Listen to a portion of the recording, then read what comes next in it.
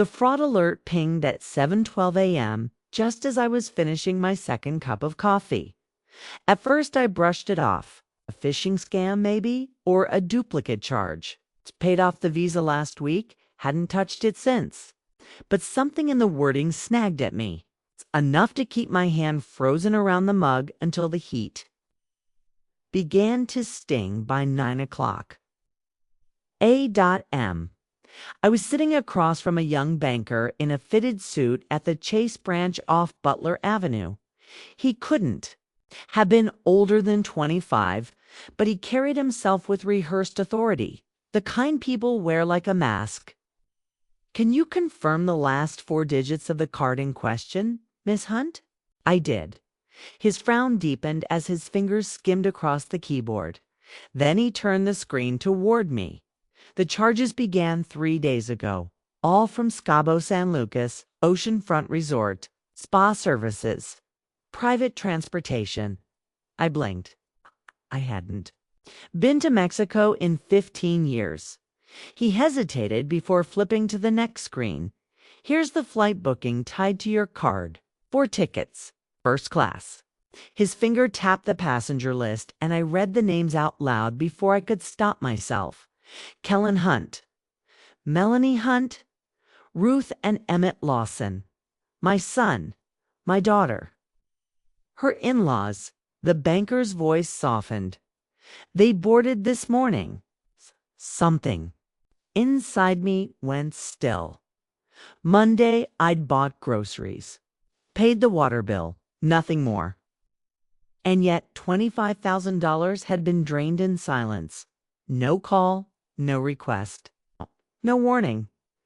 I pushed my glasses up the bridge of my nose, steadying my hands before the tremor betrayed me. "Is there anything else you can show me?" He opened the account access log. That's when I saw it. Kellen's work iPad, still active, still logged in. My breath caught. 6 months ago, Kellen had shown up at my kitchen door. Downsized, he'd said, with that tight smile he wore when asking for something he'd already. Decided to take could he use my emergency card just for gas? A few interviews out of town? He'd spoken softly, ashamed, as if the shame itself was payment enough. And of course, I'd said yes. Then he'd asked to borrow my iPad. It's just for a week. He never returned it, and now 6 months of my life were spread out before me. Every deposit, every pension payment, every grocery run. He hadn't stumbled into theft. He had studied me transaction by transaction until he knew exactly what I could afford to lose. I changed the password, revoked every device, locked the gates he'd pried open. Then I sat very still in the quiet house, staring at the blank wall where family photos once hung. I'd taken them down last spring, pretending. It was simplicity. It's the truth. I couldn't stand looking into eyes that no longer looked back. The charges read like a grotesque itinerary. First-class tickets, $3,700 each. Oceanfront villa, nearly $9,000. Spa deposit, private airport transfer, a yacht cruise. A dinner reservation at a chef-owned restaurant where the wine list probably had more zeros than my monthly pension. I opened. Social media? Melanie's account glowed with curated gold tones, inspirational captions about abundance and gratitude. That morning, she had posted a picture of a beachfront villa. Champagne glasses on a balcony. But I recognized its stock photography, stolen like everything else. Deserved this break more than anything. She'd written, deserve. The word throbbed like a wound. It wasn't the theft that hollowed me out. It was the certainty behind it. They hadn't worried I'd find out. They'd assumed I wouldn't fight back.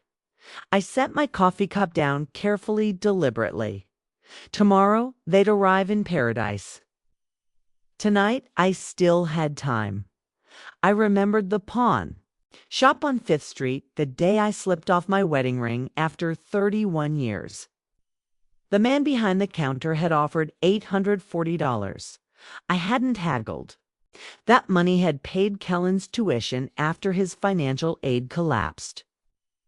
Later, it was dental surgery, bills, favors, always dressed in urgency. Always accepted by me without hesitation. And now he was sipping champagne in first class. I moved. With the precision of an old skill, the same steadiness I'd once used routing mail trucks through snowstorms. No speeches, no warnings, just decisions.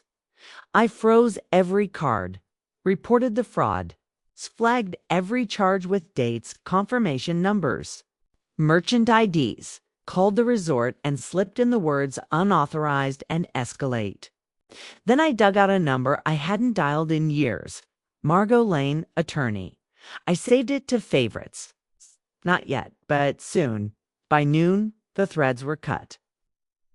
Their flight tracker ticked across the Gulf of California, oblivious. Champagne in hand? Maybe. Melanie curating captions, Kellen pretending to be serious. And then, one by one, the dominoes fell. Villa reservation canceled. Spa revoked. Yacht cruise gone. No fanfare. Just ERASURE dot at 11:23. My phone lit up. One call, then another, then another. I let it buzz against the table while I rinsed my cup. Panic had a sound even unspoken. That night, another fraud alert. Someone Maloney surely had tried linking my canceled card to a new digital wallet. The arrogance of it made my stomach twist. I called my niece Wren, who scoured Melanie's private social feed and sent me a screenshot. An image of an infinity pool captioned, "She'll find out eventually." But by then, the trip's done. I forwarded it to Margot. No explanation. Spoke. Loudly enough, by morning, the case file was thick with evidence. Screenshots, logins, social posts, every arrogance captured. Margot replied within an hour. Plenty to work with. Let's talk next steps. That afternoon, my sister Ray came with blueberry scones and gentle protests. At least talk to him, she said. Give him a chance to explain. I shook my head. I gave him 30 years of chances. Used them to plan a theft. They don't deserve words. They deserve consequences. For once, Ray didn't argue. Days. Later, he showed up. No knock, no curtsy, just marching up the walk, sunburnt from a vacation that had burned away under him. His jaw was clenched, his eyes sharp. "You canceled everything," he said, voice rising like accusation. I didn't flinch. I didn't invite him in. I handed him the folder, the fraud report, police case number, screenshots, cancellations. Every receipt laid out in sequence. "You went to the cops? She reported me like I'm some criminal?" "You are," I said evenly. "You used my name, my credit, my trust. That isn't a mistake. It's a choice," he faltered, mouth opening, then closing. "Melanie said you'd overreact. I told her you wouldn't do this. I told her you weren't what?" I asked. He had no answer. I kept my voice steady. "I didn't cancel the trip, Kellen. Kay canceled access to me." His face hardened, searching for pity. I offered none. Finally, shoulders sagging, he turned and left. The folder still in his hand. That evening, the email arrived. Fraud case approved. Funds will be returned within 3 to 5 business days. I exhaled. Not triumph, not anger. Just release. The next morning, I moved quietly through the house. Watered plants. Folded a towel. poured coffee, and sat on the porch where the breeze smelled faintly of pine. I opened my phone and scrolled until I found his name. Kellen Hunt. Still marked ice, back from the days I feared accidents, not betrayals. I tapped delete. The phone obeyed. The silence that followed was not grief. It was honesty. I hadn't lost a son. I had uncovered a truth and finally laid it down. When night came, I turned off the lamp, pulled the blanket up, and slept through until morning. The first unbroken sleep in years. And for once, I didn't wake up wondering who might take from me next.